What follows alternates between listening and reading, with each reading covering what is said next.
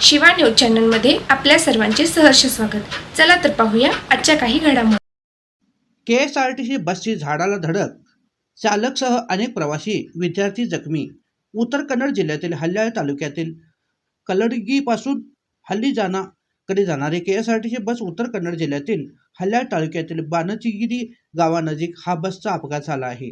Overtake करतेवेळी रस्त्याच्या बाजूला असलेल्या झाडाला बसने धडक दिल्यामुळे बस चालक गंभीर जखमी झाला असून बसमध्ये प्रवासी करणारे 8 विद्यार्थी, 2 महिला तसेच 2 शाळेचे विद्यार्थी गंभीर जखमी झाले आहेत। बसमध्ये अंदाजे 40 प्रवासी प्रवास करीत होते, त्यातील 20 जणांना किरकोळ जखमी झाली आहेत। या अपघातामुळे बसचे पुढील भाग चक्काचूर झाला आहे। बसचा पुढील भाग व इंजिनमध्ये एक विद्यार्थीचा पाय अडकल्यामुळे 1 तासाच्या प्रयत्नाने कटरच्या सहाय्याने बसचा पत्रा कापून त्याचे पाय बाहेर काढले।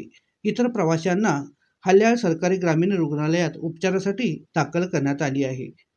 पुढून येणारे कारला ओव्हरटेक करतेवेळी कारला चुकवतेवेळी बसचा ताबा सुटल्याने झाडाला धडक दिली। अपघाताच्या स्थळी काही काळ रस्त्यावरती वाहनांची अडथळे निर्माण झाली होती।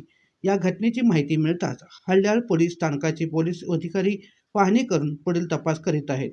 धडकेत नुकसान झालेल्या बसला हल्याळ बस डेपोमध्ये पोहोचविण्यात आली आहे। शिवा न्यूजसाठी शिवानंद वशिदा। चॅनलला लाईक व सबस्क्राईब करायला विसरू नका। बेल आयकॉन क्लिक करा।